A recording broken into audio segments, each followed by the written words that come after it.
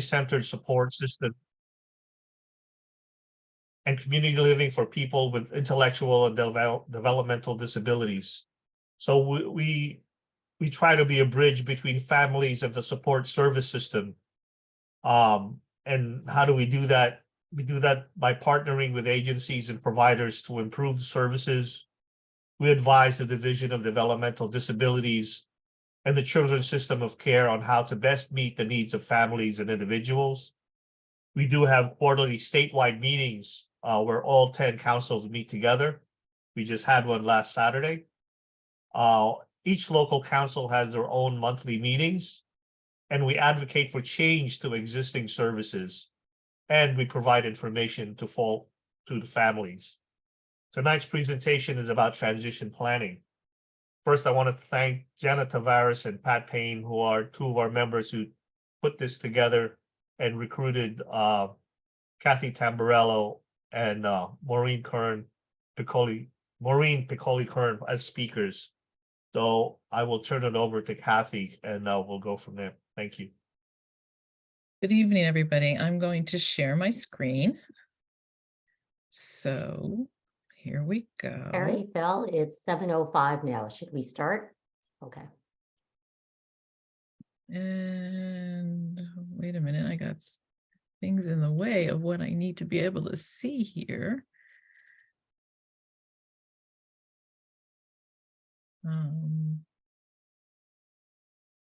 Okay. Hold on one sec.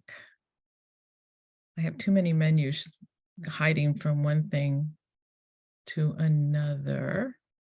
Play from start. That's what I wanted. Okay. Oh my goodness, why is this doing? Okay, well, hold on. We're almost there. Okay. So we're going to be talking tonight about transition in the IEP. I know it's a big topic, and I know the urban legend is that transition is falling off the cliff, but we're going to try and make it seem like there's a safety net under that cliff when you get there. I just want to talk for a quick second about some of the ground rules, the forum etiquette. We're going to place all questions tonight in the Q&A. And we really do welcome your questions and your participation.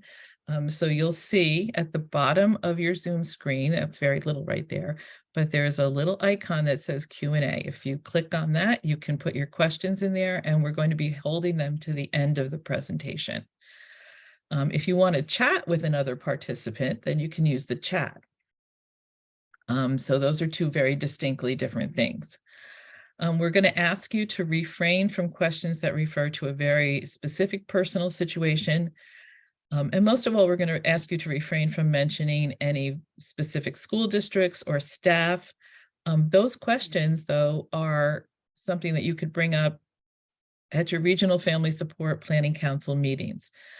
So Council 2, as you heard, covers Bergen, Hudson, and Passaic, but there are councils in every region of the state. I participate in Council 4, which is Essex County. And, you know, so please look at your local council, and that's a place where you can bring those very specific problems. Please, during the presentation, remain on mute. You know, we all love to hear small children and dogs barking, but it does distract somewhat from everybody's concentration on the presentation. So without further ado, we will move into the presentation. So we're going to talk, I'm just going to make all these pictures a little smaller so I can see what I'm talking about. So what is transition? Transition really is where kids cross into adult life, and we want them to cross into adult life successfully. It definitely needs to be a collaborative effort. This is an effort that includes the family, the school, and community services. It cannot be a unilateral thing. For a child to really successfully transfer into adult life, we need to have a really good collaborative effort. And most of all, it needs to be person-centered. What transition looks like for one child, it's not going to look like for another child. So we really have to focus very much on what is going to make a good quality of adult life for the child that we are doing the transition plan for. A big part of this is self-determination, and that's really the ability to make choices and to be in control of what your life looks like. We all made a transition into adult life, and we all had control over how that went. And that should be no different for our child with intellectual and developmental disabilities. We want them to learn things, to make choices, to build connections, and to develop responsibility. We want them to have all of the components that make up adult life for all of us. So in terms of what goes on in the IEP, a lot of times people pigeonhole transition into vocational training. My kid needs job training. We need a vocational thing going on. But it really should encompass many things, because adult life isn't just work. Hopefully it's really for all of us, not just work. So we really want to look at vocational. We want to look at academics, and they should be academics that are focused and functional for that child. We want to look at the social and emotional components of what makes for a good life. We need to look at adaptive skills, behavioral considerations, executive functioning, self-determination, and self-advocacy. We really want kids to be able to advocate for themselves and to make the choices that are important to them. And it should have parental involvement and collaboration. Never lose sight of the fact that as a parent, you are an equal member of the IEP team. I think that is something that we always have to be reminded of, and sometimes the professionals need a little reminder of that as well.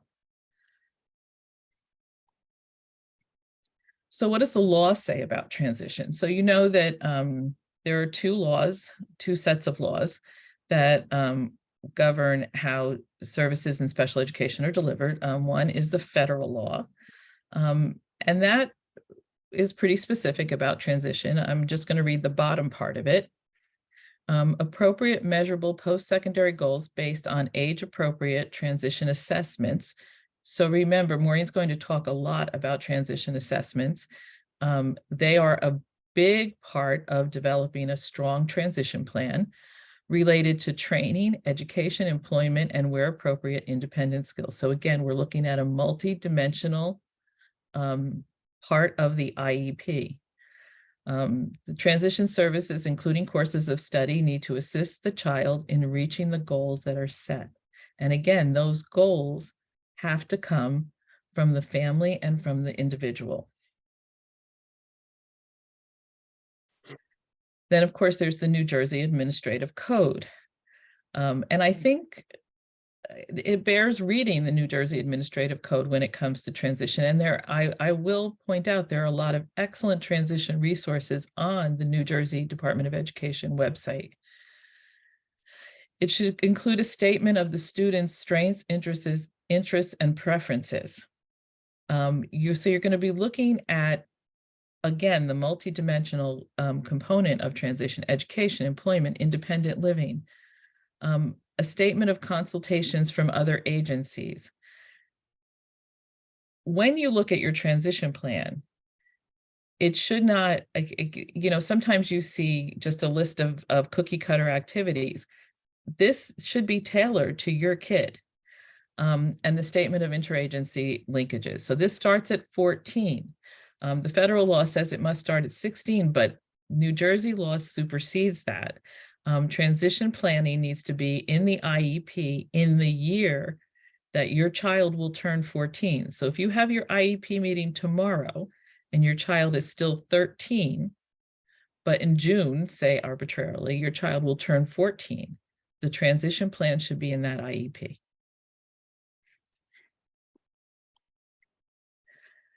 It's a coordinated set of activities. Now, this is looking at a child who's 16. So now we bump it up a little bit more and we get a little more intense. That will facilitate movement from school to adulthood. When I was working at New Bridges, I ran the New Bridges Middle and High School for students with autism. which is part of Bergen County Special Services for a long time until I retired. We used to say, ideally, you'd like the last day of school to look like the first day of adult life. There shouldn't be a whole lot of difference in what happens between those 2 days. There should not be a cliff that you're falling off of. So it has to be a very coordinated set of activities. And we're going to talk in a minute about developing a vision.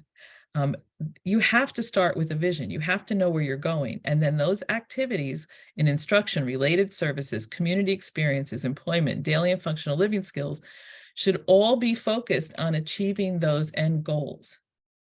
And it's really never too soon to start thinking about that. I'm a parent of a 37-year-old with significant multiple developmental and intellectual developmental disabilities. I can tell you from personal experience, I don't know what happened between 14 and 21, but it zipped. So you really want to start thinking about it. It's never too soon. You want to think about what you want to know that your child has achieved by the end of school, by the end of their school entitlement. So let's look for a minute at your child's IEP. The purpose of any kid's education is to prepare them for a meaningful and independent and fulfilling adult life. That's what education is for. So that's no different for our kids. We need to establish clear, measurable goals and objectives. One of the things that I do in advocating for families now that I'm retired is I look long and hard at those IEP goals. They have to be functional, they have to be measurable, and there should be clear progress from one IEP to the other. The other thing that you want to look at is you want goals that the child can achieve independently. A lot of times you'll see goals and objectives that say, so-and-so will do this with maximum prompting. You want to break down goals so a student can achieve them independently. It should state special education related services, supplementary aids and services that the district will provide. Most of our kids with intellectual and developmental disability have speech, PT, OT, different combinations thereof. Those therapy services should also be focused on transition goals. They should be focused on how that child's going to successfully communicate in life. What type of self-help skills do they need? It can be something, I was at an IEP where we discussed helping the child open and close lunch containers so that when they had lunch, they could do that independently. All of those therapies should be focused on that end result. So let's take a deep dive. A good transition plan starts with effective advocacy. So before you can advocate, you have to develop a vision. Every person has a right to a meaningful life, and that goes far beyond academics and employment. I think what happens with a lot of IEP meetings, and I've sat through hundreds of them, both as a mom and as a professional, I think it gets very intimidating. You have that meeting, there's a whole table full of professionals. They've already, many times, they've already established their goals and objectives, and they're presenting them to you. And they just are, the assumption is that you're just going to say, great, and let's move on. I do think it's important to walk away from any IEP meeting, just a little bit of what your rights are. Unless this is your child's first IEP, which in most cases, if your child has IDD, it's not going to be the first IEP. You don't have to sign off on it. New Jersey is a state where you do not need to sign off on the IEP. However, it does not go into effect for 15 days. So I tell parents all the time, just smile and say, thanks so much, and take those goals and objectives and that draft IEP and go home and really go over it, and then write a follow-up IEP statement to them.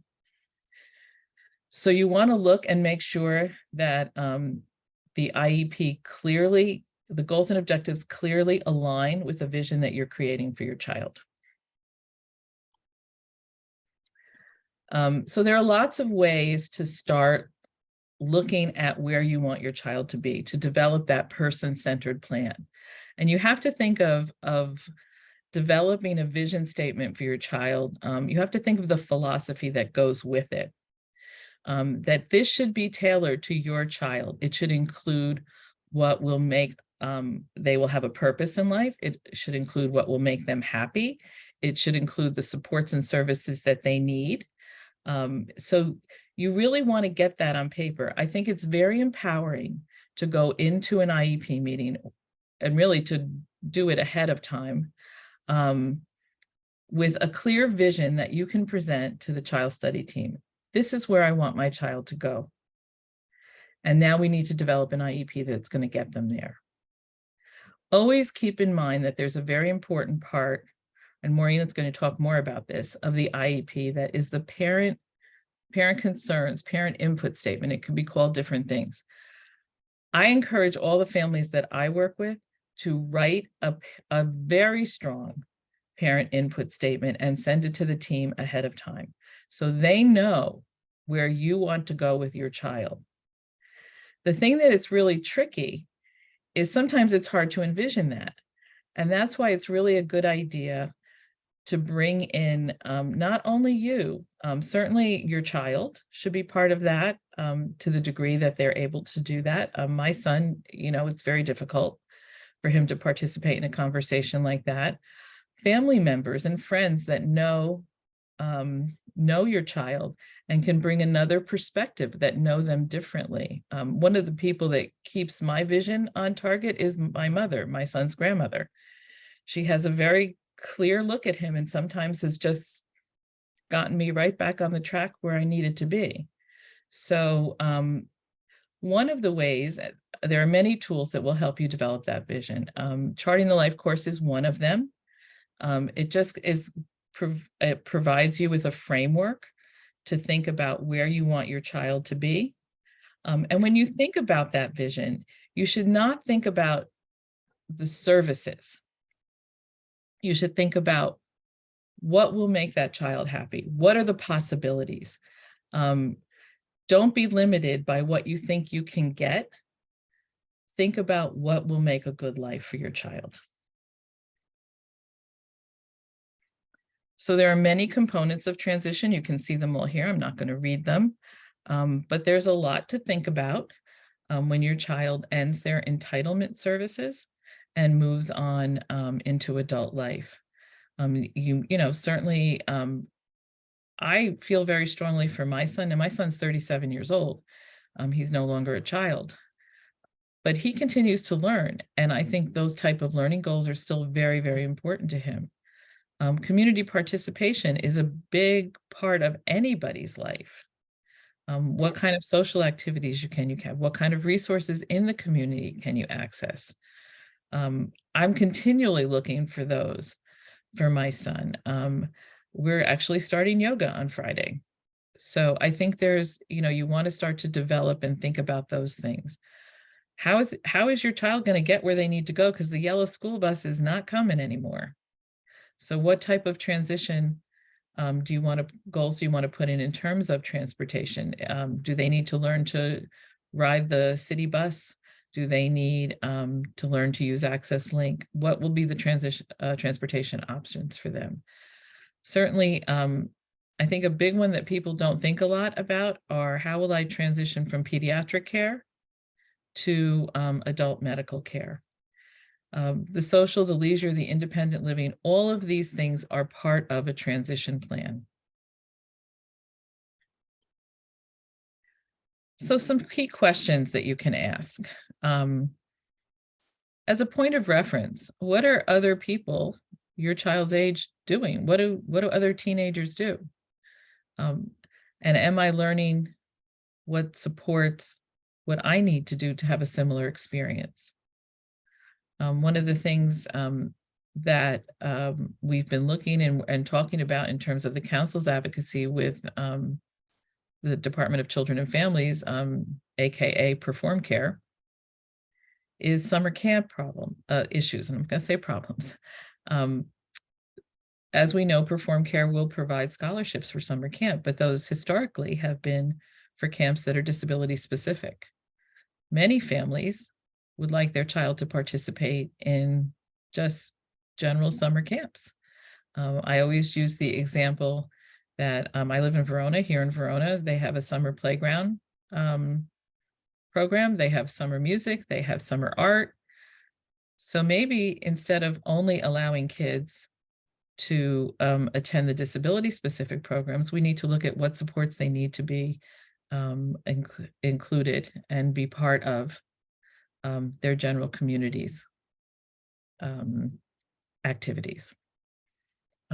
Are we teaching our kids now to make choices, and are we respecting those choices?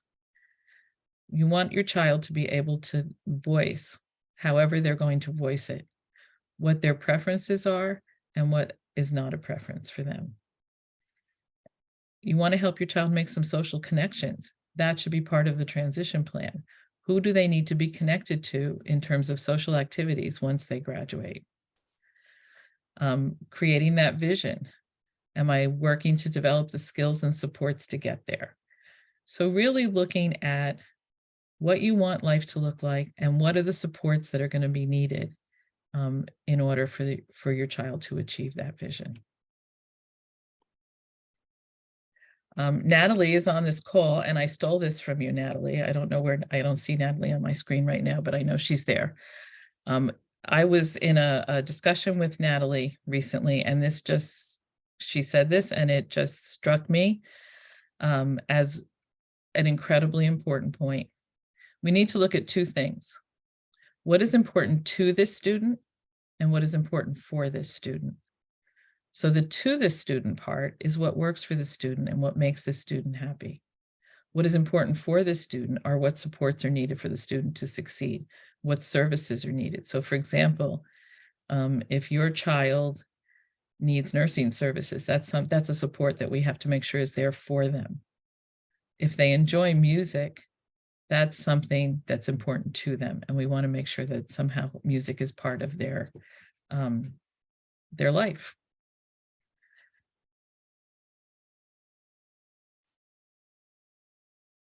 I have always done for my son a one-page profile. I don't think my son is particularly easy to get to know. I think it takes a little time. So I have always, when he's involved with new people to this day, I have a one-page profile, everything you ever wanted to know about Michael. And you want to, I think that's a good idea for all of us to do. And these are things that the parents can do, and I think strengthens your ability to go in and advocate. What are your child's strengths? What are your child's challenges? What do they love to do? What do you hate to do? What do you want to do when you graduate? But that one-page profile becomes very, very powerful when you go into a meeting and makes it clear as to who this child is and what will make a good life for them. This is an example. This is actually my son's example of a vision statement. And this is from Charting the Life course. It is a vision for a good life. We articulated what makes for a good life for Michael. We articulated what we don't want for Michael and the things that are helping a trajectory to get that good life and the things that are standing in the way of getting that good life. I think this is a powerful tool. I think it's an important tool. I think this is a tool that you want a lot of input from a lot of different people, including the school. I think that you'll find teachers in particular, teachers and therapists, they have a different perception of your child. They work with your child in a different environment.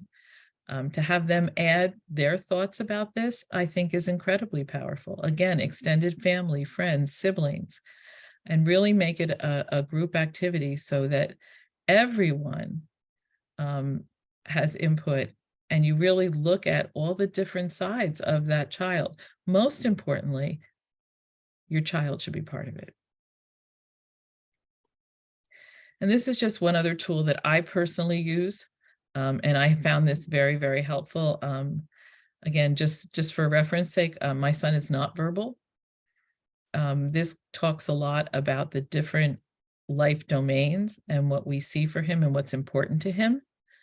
And I think, again, this is something that can be done with the child so that there's really a good, clear picture of who that child is. And with that, I am going to turn it over. That's me. If anybody has any questions, they want to reach out to me. I am the state co-chair of the Regional Family Support Planning Council, and there is my email. And with that, I'm going to turn it over to Maureen. So Maureen, I'm going to stop my share so you can share. Thank you. We have a couple of questions that were already answered, but I'm going to read them along with their answers. And then there's a couple of questions that we have to answer. We have a question. At what point in the transitional IEP do job coaches get involved, and in what year of high school? So the answer that was given was typically when students start community-based instruction and do job training at work sites. I don't know if either of you ladies want to add anything else to that question. Well, I I know. Go ahead, Maureen. Sure. I think I think I will.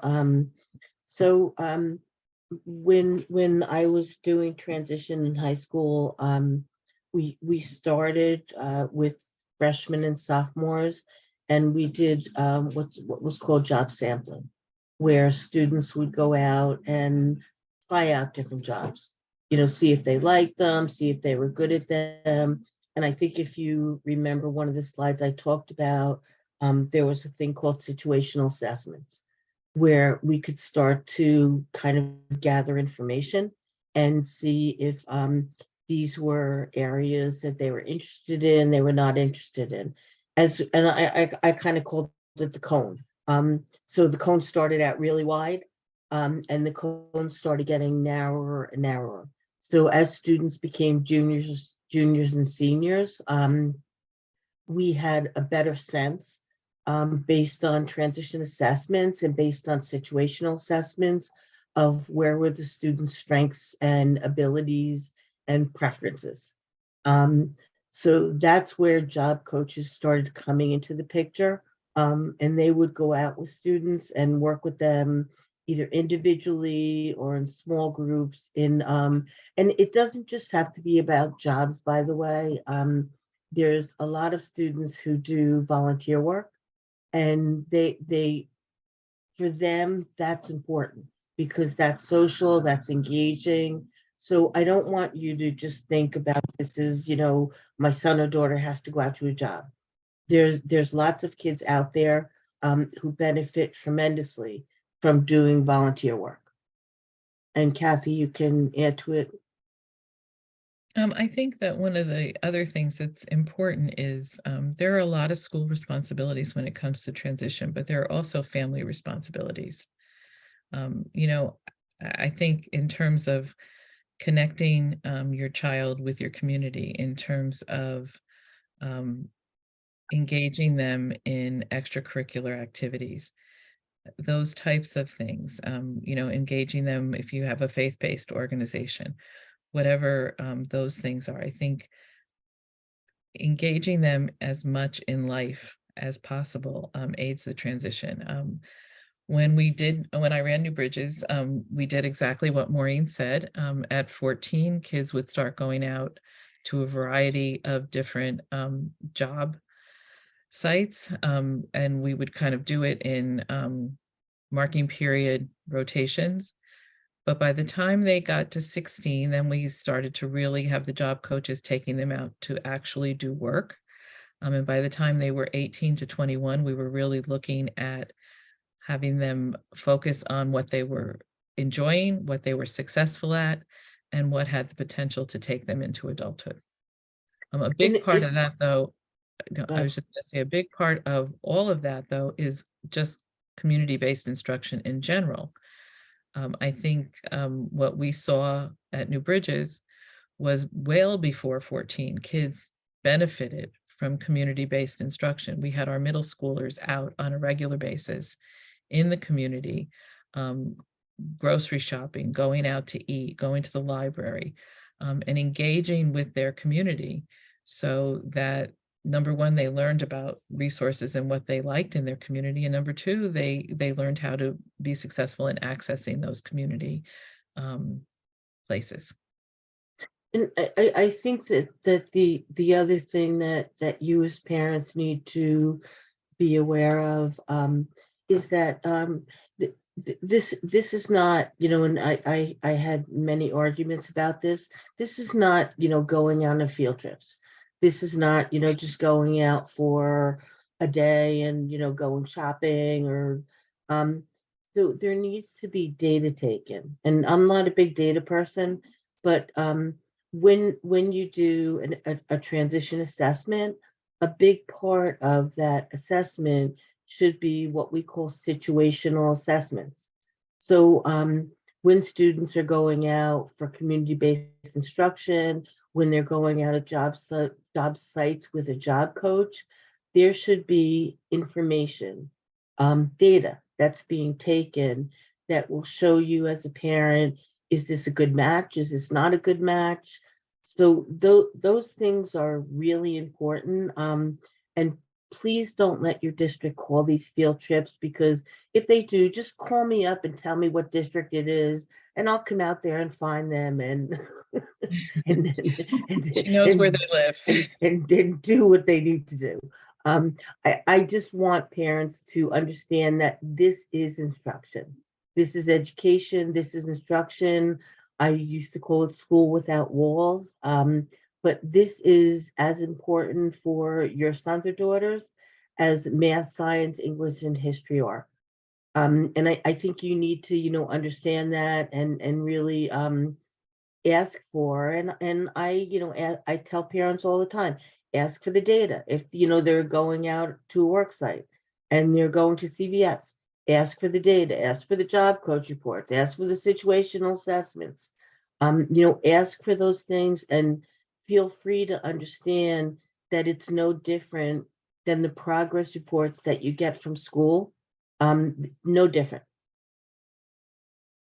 See, I'm And I think, passionate about data. I know, I think the other thing that I want to say about the situational assessments is success at work, success in a job is more than just doing the job. It's navigating the building. It's knowing what to do when there's a break. It's knowing how to go into a break room and socialize with coworkers and colleagues. It's knowing how to ask for help. I always use the example, we had a number of students when I was at New Bridges that went to Holy Name Hospital, and they did a really good job. They did patient care kits. When you go in the hospital, you get a little thing with a toothbrush and a toothpaste, and they were responsible for getting those up to the floors, filling the orders. And most of the kids that went there could do that really well. What they had trouble with was navigating the hospital, because it was a big place. What do you do if you push the wrong elevator button and you get off on the wrong floor and now I'm lost? What do I do when I'm out of work materials and I can't find more? Do I just sit there or do I ask for help? And that's really why those situational assessments are so important, because those are the things that you'll see. And then those are the things that need to be taught. And I think there are 17 new messages. I don't know who's the moderator here. I'm moderating, Oh. I'm moderating, Maureen, but Okay. so I don't want to interrupt either one of you when you're speaking. That's right. so- Interrupt us because we'll talk all night. Okay, so our next question says, when you say year student turns 14 or 16, do you mean academic year or calendar year? The answer was given calendar year that your child turns 14 or 16. Yeah. Okay. I know plenty of people have asked about the recording being available. It will be available tomorrow. What happens if what you think is the best life for your child and the rest of the team does not agree?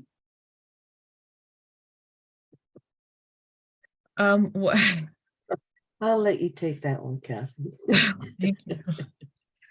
I think I'm going to back up a little bit, and I'm just going to talk about how to deal with an IEP meeting.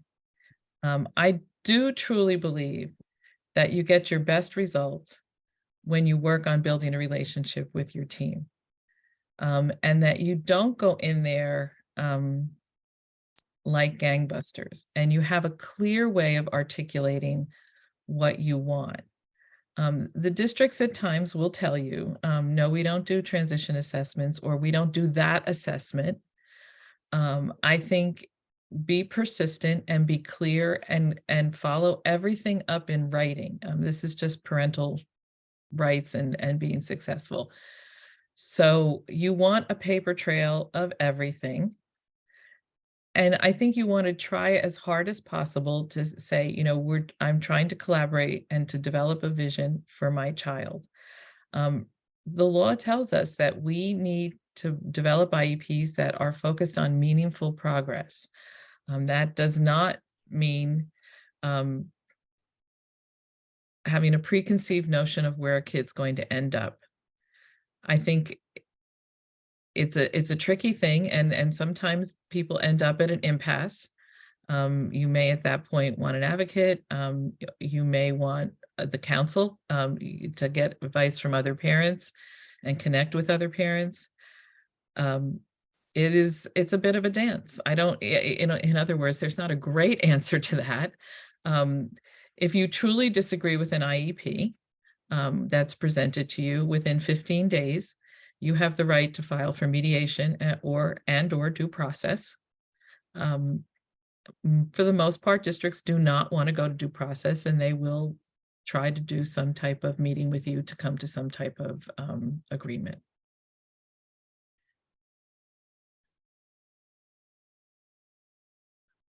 I think you're on mute.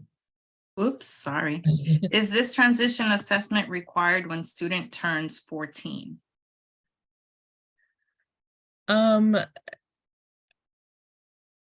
I don't think Maureen, you want to answer that one? Is transition assessment required immediately when a student turns 14? Did you hear that? Is transition assessment required immediately when a child turns 14? No. Transition assessment is required when a child turns 16. So there's two parts to, if you look at the code, there's two parts to transition. One is 14, which is what they call transition planning, which is where you start. So a full-blown, so you can start to do an assessment at 14.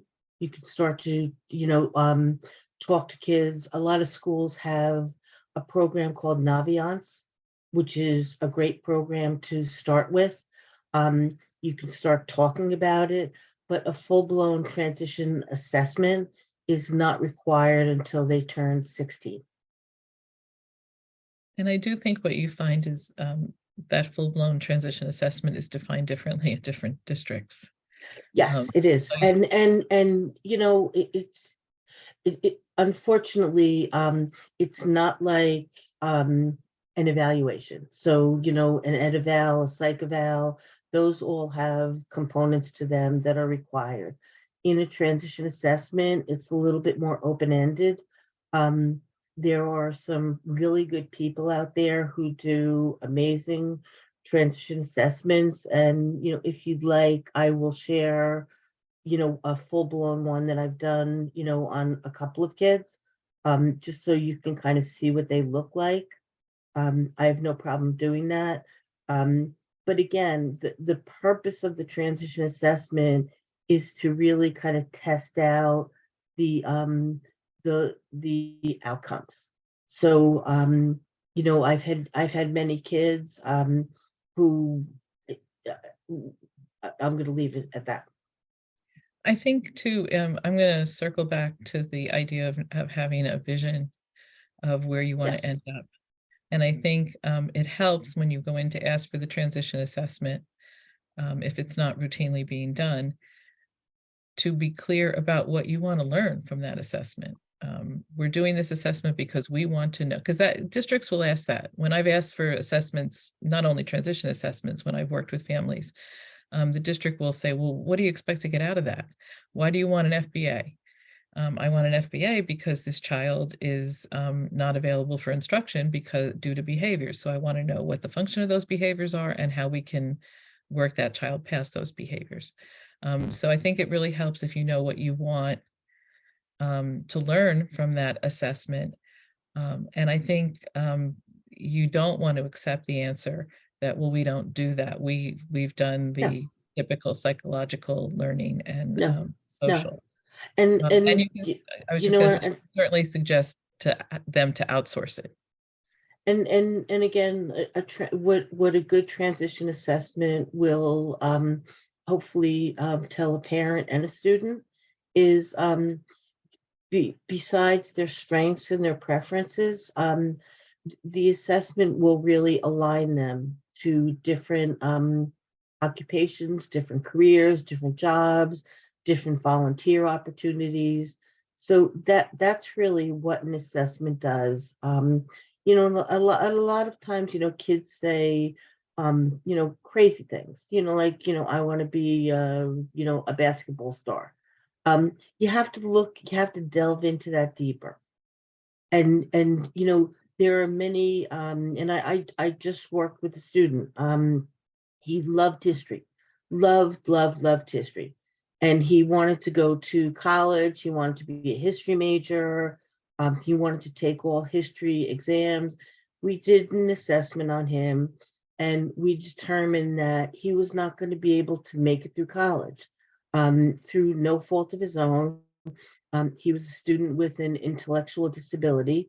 Um, but what we were able to do was we were able to get him a job.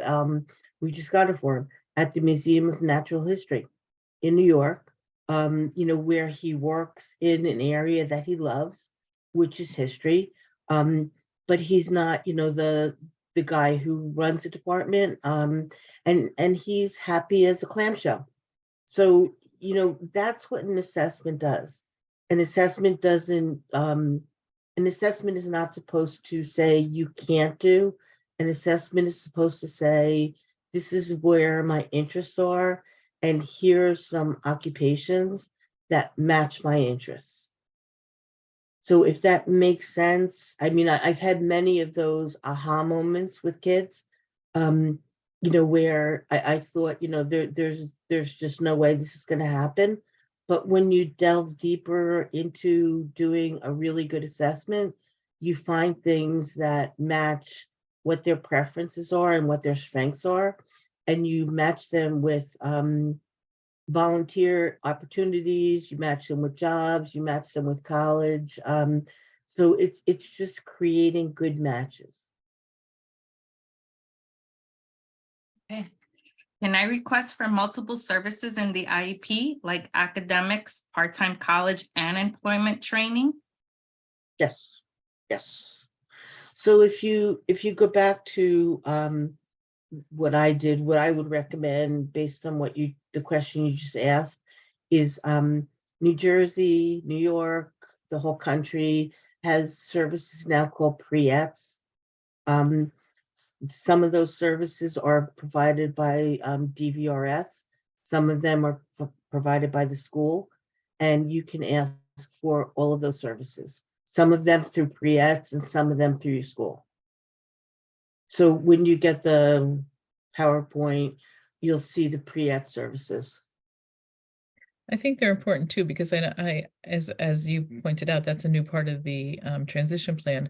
But my experience has been that not all districts are aware, certainly, of the pre-ETs component of DVR, and they don't make families aware of it. And it's a really powerful support that will help. They'll help with college too, correct, Maureen? Absolutely, Yeah. absolutely. So And so the pre-ETs started last year. So and the New Jersey Department of Ed put out a new sample IEP, which I showed you. So some of you are going to go to your districts with this new sample IEP, and they're going to ask you where you got it from. But that is the new IEP, and in that IEP, it has pre-ET services. The way pre-ET services work is in New Jersey. DVRS contracts with agencies to provide those services. They're at no cost to a parent. And sometimes, sometimes it's good to have an outside pair of eyes doing those services, because sometimes you get different opinions about your son or daughter than you would get from somebody who's been working with them for, the last 12 years. So every district, you as a parent are entitled to ask for pre-ETS, it's PREETS services. You as a parent are entitled to ask for them. A district can't say no to you. And if they do, call me and I'll deal with that district too. I will, when you get the my slides tomorrow, I will put links on it to the NJDOE website, the Department of Education website with their whole new transition section. And I'll also put a link on it for the pre-ETS program through DVRS, so you can take a look at that and bring that forward to your district. Great. If our child is projected more for day programs and supported employment, to what degree are districts responsible for the transition?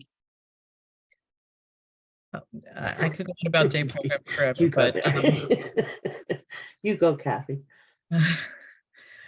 so the district is responsible for transition. If your child is going to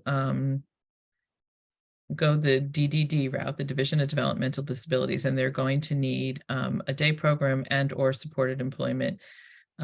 Again, my son's in a day hab program, and my feeling, and he happens to be in an excellent day hab program in Mercer County.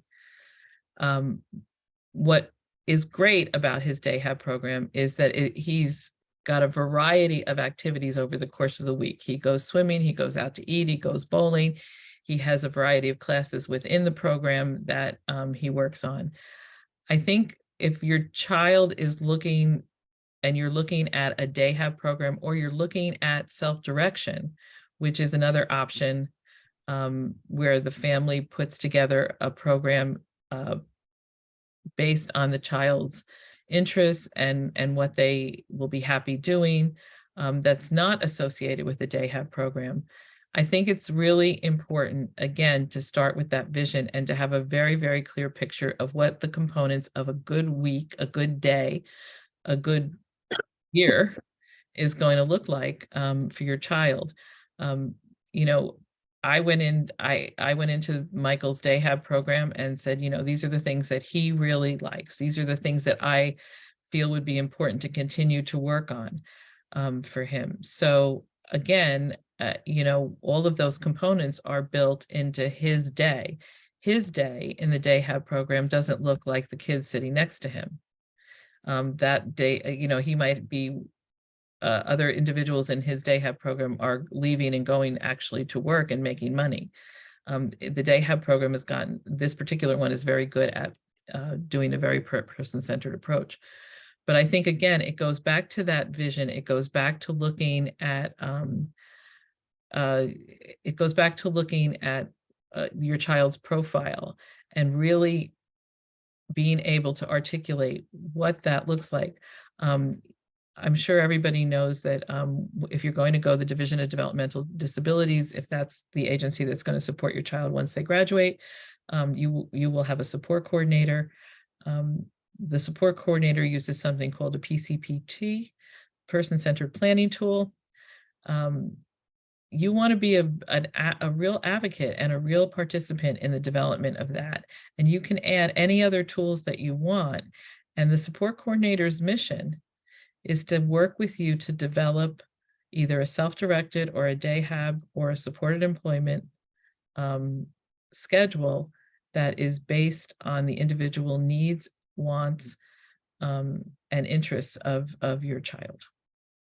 And could I just add something Sure. to that? In the IEP, do you remember we talked about activities and strategies under the transition section of the IEP? Part of what should be put in there, if you feel that your son or daughter is going to be going in that direction, is that the school district should and would help you register for DDD, help you set up, help you find an appropriate support coordinator.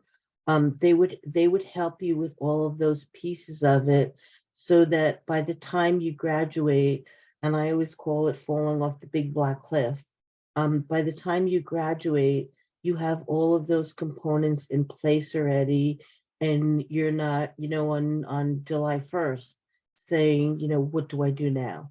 So that's why it's so important that you look at the IEP, you look at the transition plan, you take the activities and strategies really, really importantly. And the activities and strategies are not always just on the school. A lot of times in the activities and strategies, it will say parent and school, and that's fine. Um, but at least you are opening up that door, you're starting that conversation. You're looking at DDD, you're deciding whether you want to do, a typical day have program, whether you want to do self-directed budget, you're learning about that stuff. So that by the time your son or daughter graduates, you know what direction you're going in. And I think there are a lot of supports that you can access. There are a number of people on this today from the CLEP, the Community Living Education Project at Rutgers. They will help you really kind of develop a true person-centered plan. DDD now, under their transition division, Tricia Brennan, they are doing a lot of workshops and forums for families as they move towards transition. So thank you, Dottie, for putting that in the, well, that's actually not the acronym, but we'll talk about that. So there are a lot of, I'll try to put some of those together as well and get them into the presentation so that when you get it, those resources and links will be there. Okay, we have 6 minutes left, ladies, so let's get a couple more questions in there. Okay. My son is in a public high school LSD class. What if the school doesn't offer a job coach starting in 9th grade or doesn't offer a job coach at all? So that's an IEP compliance issue. If 9th grade, I have to tell you in my mind, and again, I think I said that before, the way I would work out his transition plan, if he's in an LLD class, I would do 9th and 10th grade job sampling, because kids don't know what kids don't know. So, you can't kind of, everybody kind of says to kids all the time, what do you want to be when you grow up? And they're like, I don't know. So 9th and 10th grade is the time for exploration. And exploration should happen in 9th, 10th grade. 11th and 12th grade is really when you should start doing more specific job coaching based on the results and the situational assessments and the transition assessment in 9th and 10th grade. So that's kind of a quick answer to a fairly easy question. Your district can't deny, a district can't deny you services. You could take them to due process, you can take them to mediation. A district can't deny you services that your child needs, whether it's for educational purposes, transition purposes, a district can't deny you those services. So that's kind of the really quick answer to a question that no district should be doing. If they are denying them verbally in an IEP meeting, follow that up with a letter that says, in our IEP meeting, I requested this and you said that, so that there is a paper trail of that, so that if you do decide to push it beyond the IEP meeting table, you have a paper trail of it. Just going to direct you quickly to the chat. There's information about the CAPE, Bergen County Special Services CAPE Resource Center. Linda Wiesenack runs that, and she is also an incredible source of wonderful information. Okay, then the last couple of questions I see are both relating to guardianship. I have a question. When should we start the guardianship process? How long does it typically take? And someone else asked, is it harder to seek guardianship if not done at 18? I just figured I'd roll those together.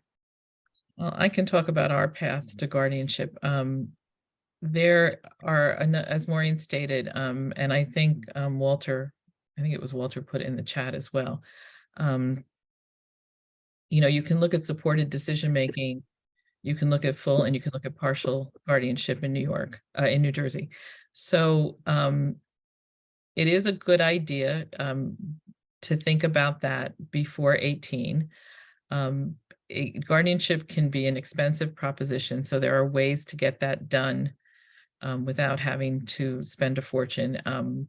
Plan NJ, which I had put in the chat, is an organization that will certainly help with making a decision about what type of support your child will need and how you want to go about it. I can tell you personally, I did not get guardianship done. My son has very, very significant intellectual and developmental disabilities. For him, full guardianship was the appropriate step.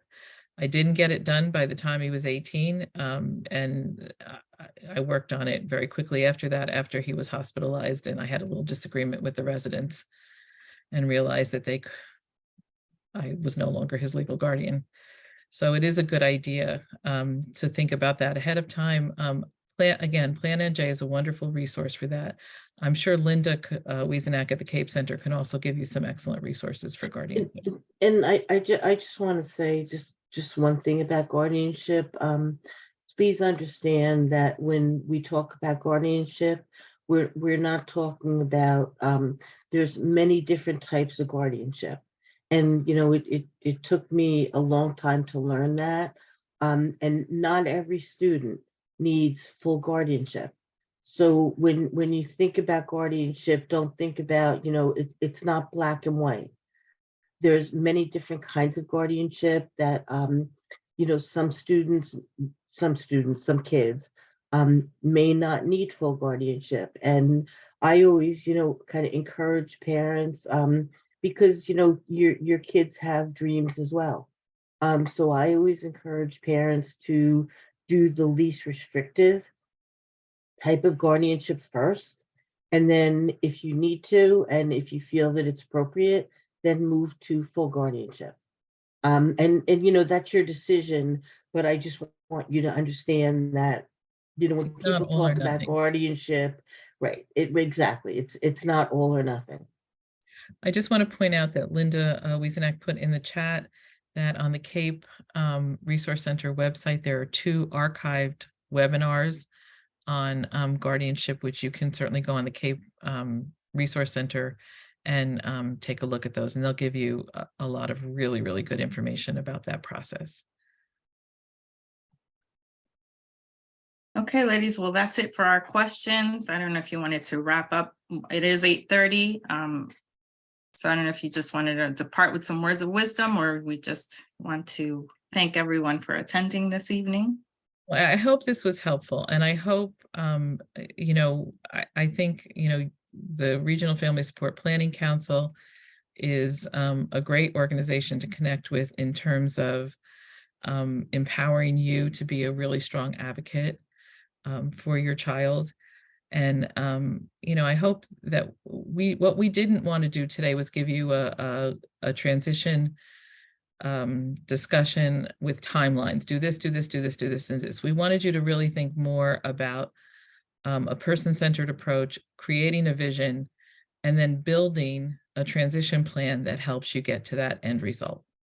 So thank you very much. Maureen, did you want to add anything? No, thanks, it's been a pleasure.